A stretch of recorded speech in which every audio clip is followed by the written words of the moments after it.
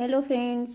आज हमारा पॉलिटी का ये मिसलेनियस का दूसरा लेक्चर है जो कि आयोग और समितियों से संबंधित है। वैसे तो ये सेपरेट टॉपिक नहीं है, अलग से इसे पढ़ने का कोई वो नहीं बनता, लेकिन हम अलग से देख लेंगे तो हमारी टॉपिक भी क्लियर हो जाएंगे। इससे प्रश्न जरूर आते हैं क्योंकि एनसीईआरटी में दिया था और हम उसी से कवर कर रहे हैं, तो इसी तरीके से हम कवर कर लेंगे तो हमारी पॉलिटी का एक बहुत ही महत्वपूर्ण चैप्टर है वो कवर हो जाएगा।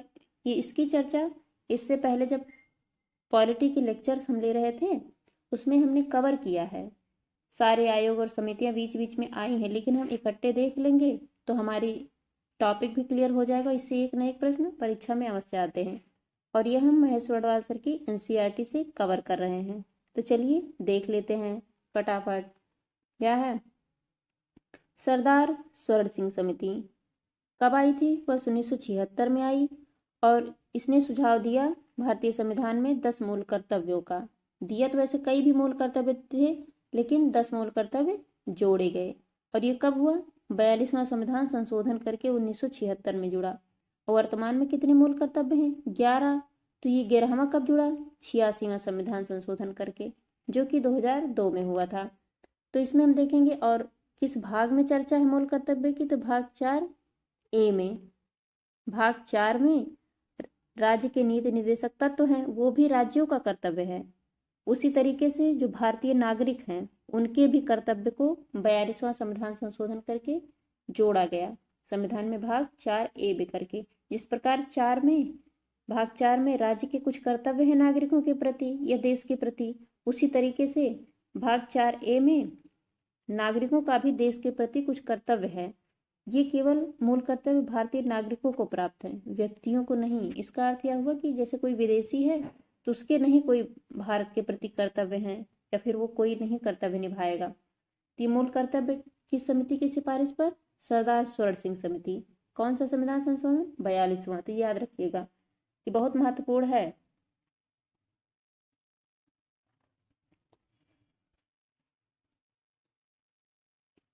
आगे देखते हैं सरकारिया आयोग कब आया था? वर्ष 1983 में। किससे संबंधित है? केंद्र राज्य संबंधों से।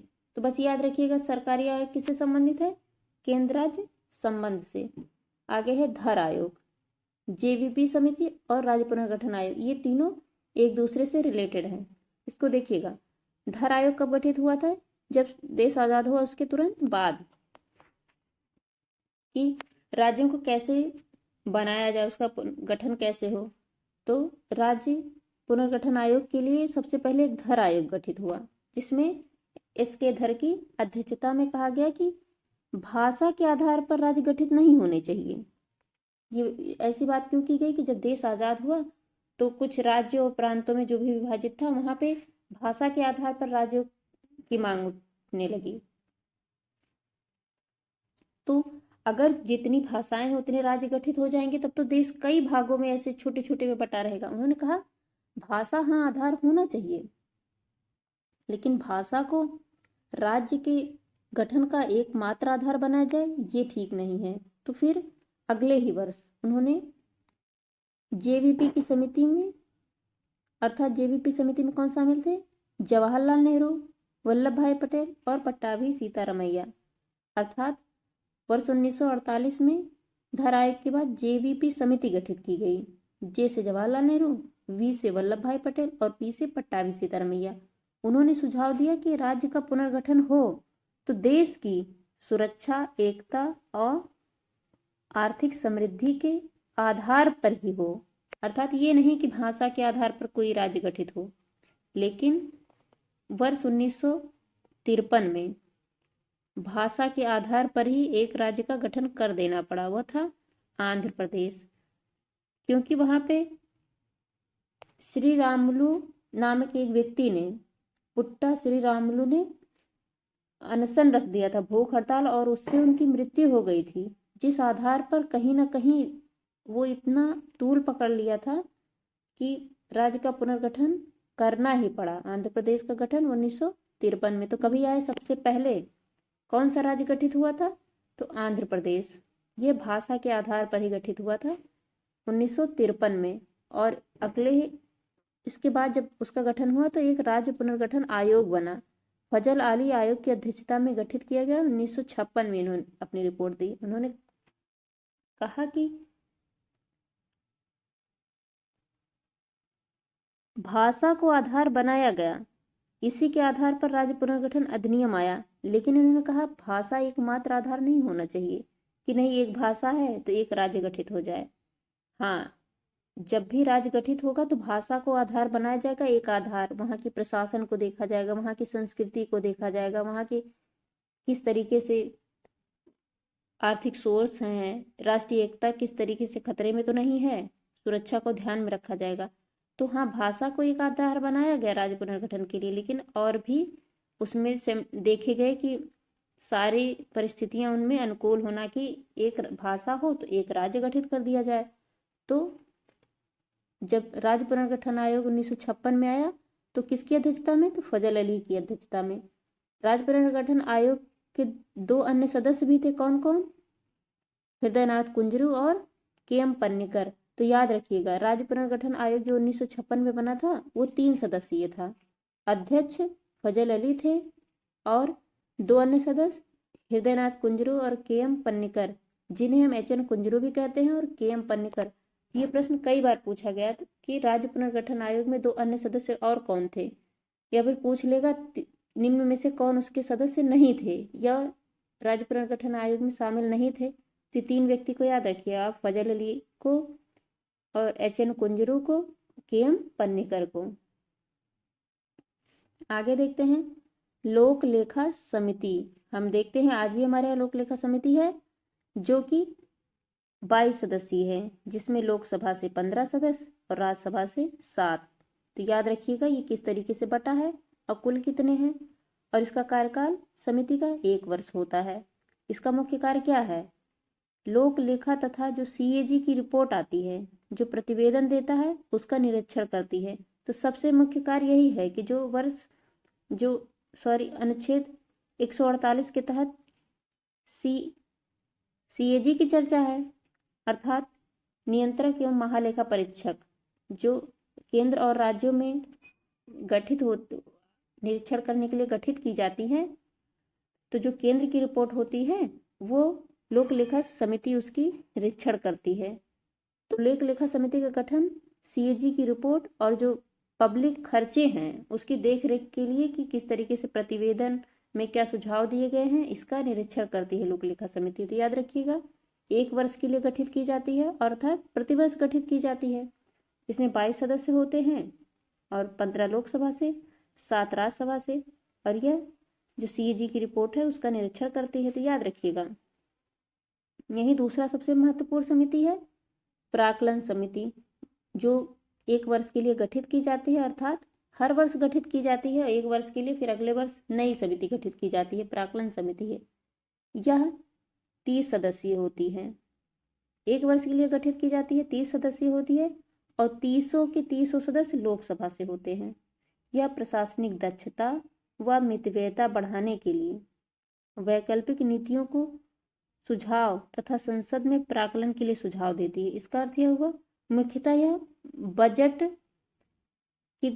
का प्राक्कलन करने के लिए, अर्थात उसका आकलन करने के लिए गठित की जाती है, जो कि 30 सदस्य होती है। उसमें देखा जाता है कि बजट में जो प्रावधान किया गया है उसमें प्रशासनिक दक्षता को ध्यान में रखा गया है, कहीं कम खर्चे में जो काम हो जाए उसमें अधिक खर्चा तो नहीं किया गया है। तो उसमें मितव्ययता की बात करती है। मितव्ययता का अर्थ है तो कि काम हो लेकिन अधिक खर्च करके ना हो, अगर जितने कम से कम में हो जाए उसको ध्यान में रखा जाए। उन्होंने कहा जो नीतियाँ बनती है उस नीतियों में देखा जाए कि जो सबसे अच्छी नीति हो उसको लागू की जाए, वैकल्पिक व्यवस्था की बात की।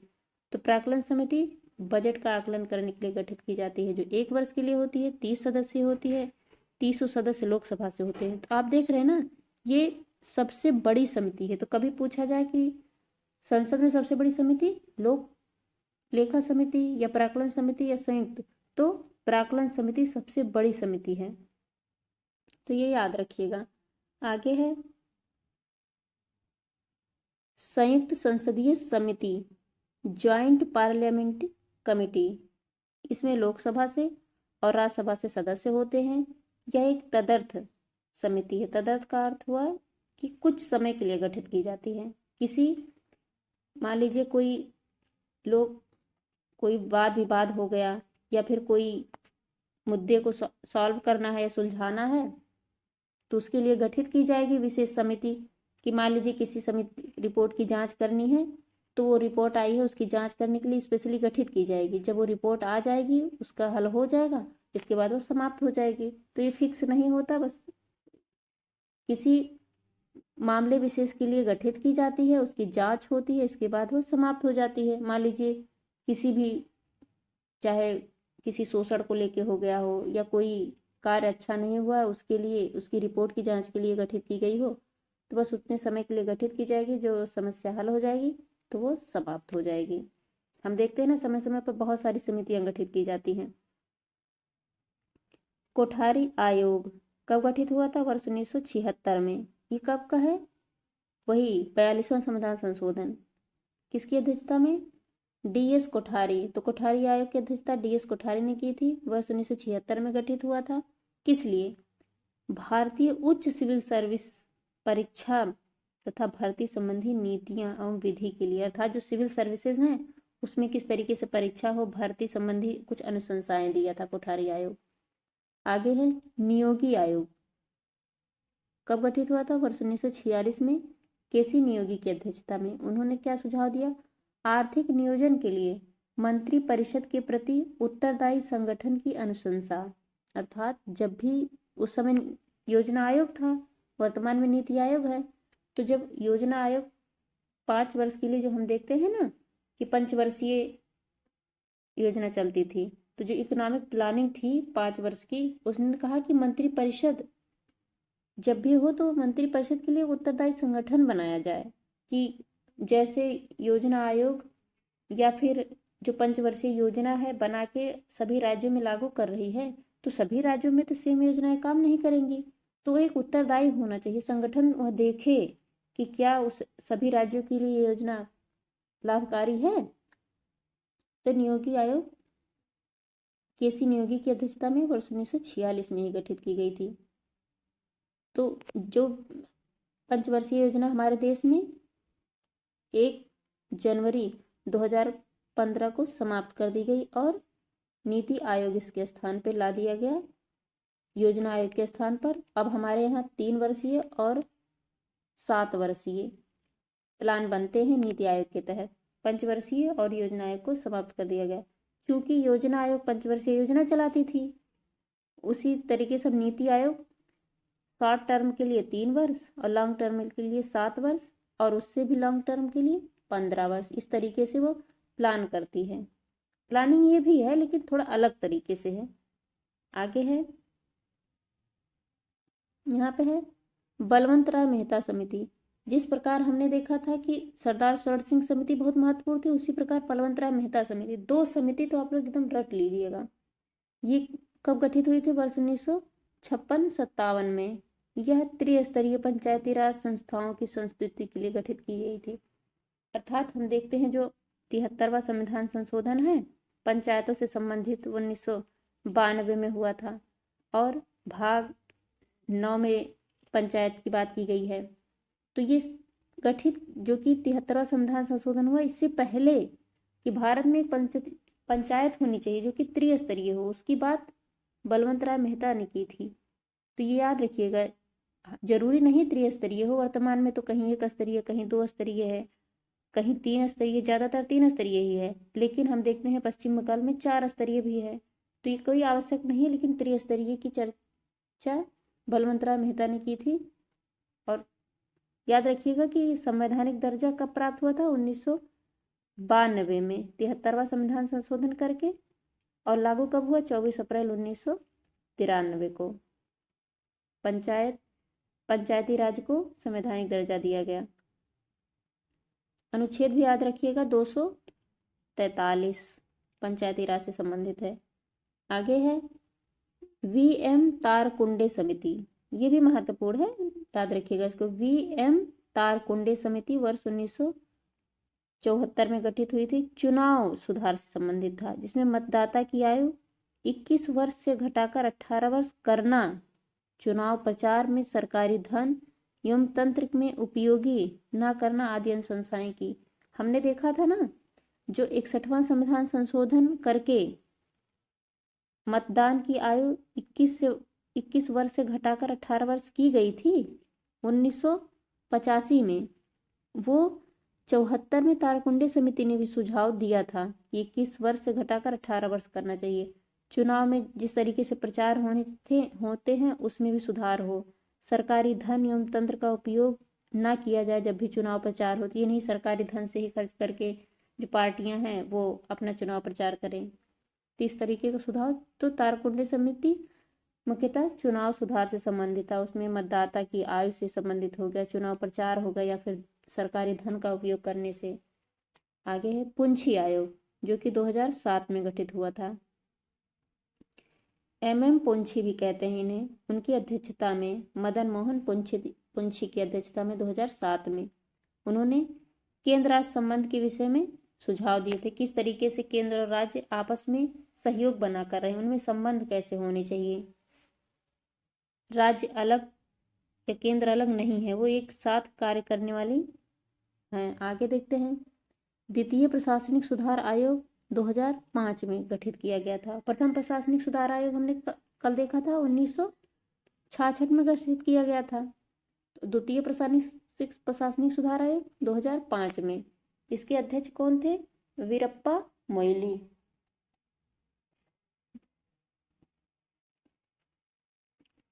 लेकिन इन्होंने 2009 में इसके अध्यक्ष पद से त्यागपत्र दे दिया। इसके बाद वी रामचंद्रन इसके अध्यक्ष बने। तो याद रखिएगा द्वितीय प्रशासनिक सुधार आयोग कब आया था? 2005 में। ये सन भी महत्वपूर्ण है।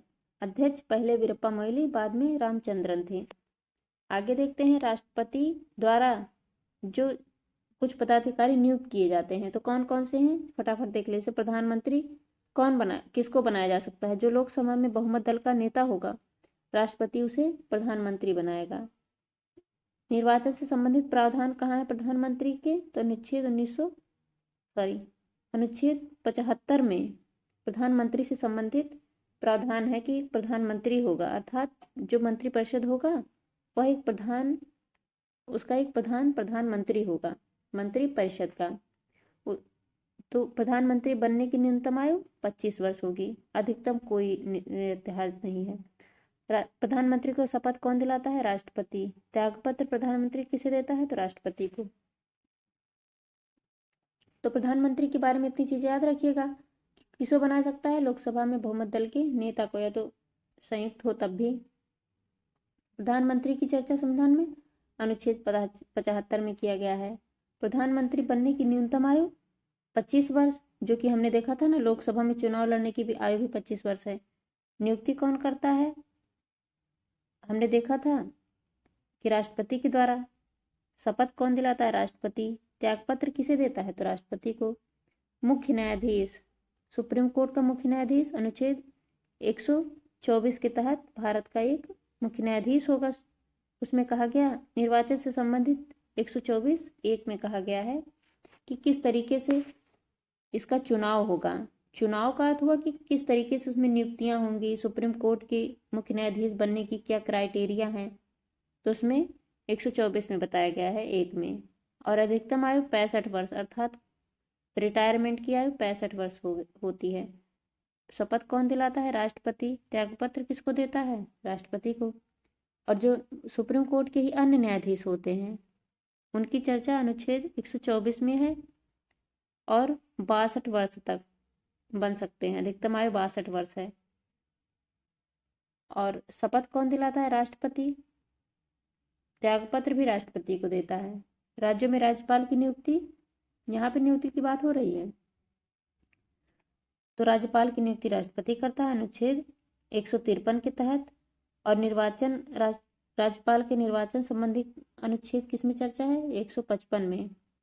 राज्यपाल बनने की अधिक मिनिमम आयु कितनी होनी चाहिए? 35 वर्ष, अर्थात कोई भी व्यक्ति राज्यपाल तभी बन सकता है जब वो कम से कम 35 वर्ष का हो। और उसकी शपथ कौन दिलाता है? हाई कोर्ट का मुख्य न्यायाधीश हो या फिर वो ना हो, उसके द्वारा कोई भी व्यक्ति जो वह कहे। और त्यागपत्र किसे देता है? तो राष्ट्रपति को। आगे है मुख्य चुनाव आयुक्त। की चर्चा संविधान के अनुच्छेद 324 में है कि एक मुख्य चुनाव आयुक्त होना चाहिए, जिसमें चुनाव आयोग की चर्चा 324 में है। तो 324(2) में मुख्य चुनाव आयुक्त की बात की गई है। अधिकतम यह 65 वर्ष तक ही अपने पद पर रह सकता है। शपथ राष्ट्रपति दिलाता है और यह अपना त्यागपत्र राष्ट्रपति को देता है। महान्यायवादी की चर्चा संविधान के अनुच्छेद 76 में है और इसके चुनाव की भी चर्चा 76 में ही है। अधिकतम आयु 65 वर्ष। इसका कोई शपथ नहीं होता, लेकिन यह अपना त्यागपत्र राष्ट्रपति को देता है। लोकसभा अध्यक्ष और जो लोक सेवा आयोग के अध्यक्ष व सदस्य होते हैं, इनकी नियुक्ति अनुच्छेद 315 के तहत राष्ट्रपति करता है। अधिकतम 65 वर्ष तक ही कोई लोक सेवा आयोग का अध्यक्ष बन सकता है और इसके त्यागपत्र राष्ट्रपति को देता है। इन शपथ की कोई प्रावधान नहीं है और लोक सेवा आयोग के ही अध्यक्ष 315 के तहत ही गठित नियुक्त होते हैं और अधिकतम 65 वर्ष और त्यागपत्र राष्ट्रपति को देते हैं। अध्यक्ष जो कि वित्त आयोग के हैं, अनुच्छेद 280 में कहा गया है कि एक वित्त आयोग होगा, उसका एक अध्यक्ष होगा। अधिकतम आयु 65 वर्ष। त्यागपत्र किसे देता है? राष्ट्रपति को। इसके शपथ का कोई प्रावधान नहीं है। आगे है नीति आयोग का उपाध्यक्ष राष्ट्रपति द्वारा नियुक्त होता है प्रधानमंत्री की सलाह से। तो हम देखते हैं नीति आयोग का अध्यक्ष कौन होता है? प्रधानमंत्री ही होता है, लेकिन उपाध्यक्ष की नियुक्ति कौन करता है? राष्ट्रपति। तो इसके बारे में और कोई प्रावधान नहीं, बस नियुक्ति राष्ट्रपति करता है। प्रोटेम स्पीकर, यह शपथ राष्ट्रपति इसको दिलाता है। प्रोटेम स्पीकर का अर्थ हमने देखा था कि प्रोटेम स्पीकर वह होता है जो नई लोकसभा जब बनती है, नया चुनाव आके, तो उनमें कोई तो लोकसभा अध्यक्ष तो होता नहीं है, तो उन सदस्यों को और लोकसभा का जो नई लोकसभा का अध्यक्ष कौन होगा उसका चुनाव कराने के लिए राष्ट्रपति उसी में से एक वरिष्ठतम व्यक्ति को, जो उस समय पार्टी सत्ता में आई होती है, जीतकर जो सर्वाधिक बड़ी पार्टी होती है, उसमें से जो वरिष्ठतम व्यक्ति होता है उसको राष्ट्रपति प्रोटेम स्पीकर बनाता है। फिर वह अन्य मंत्रियों को शपथ दिलाता है, नए अध्यक्ष का चुनाव कराता है। जब नया अध्यक्ष चुन के आ जाता है तो प्रोटेम स्पीकर का पद समाप्त हो जाता है। ये हमारा है विविध का दूसरा लेक्चर, जो कि आयोग और समितियों से संबंधित था और राष्ट्रपति द्वारा चयनित कुछ व्यक्तियों का है। तो इसको यहीं समाप्त करते हैं। Thank you very much.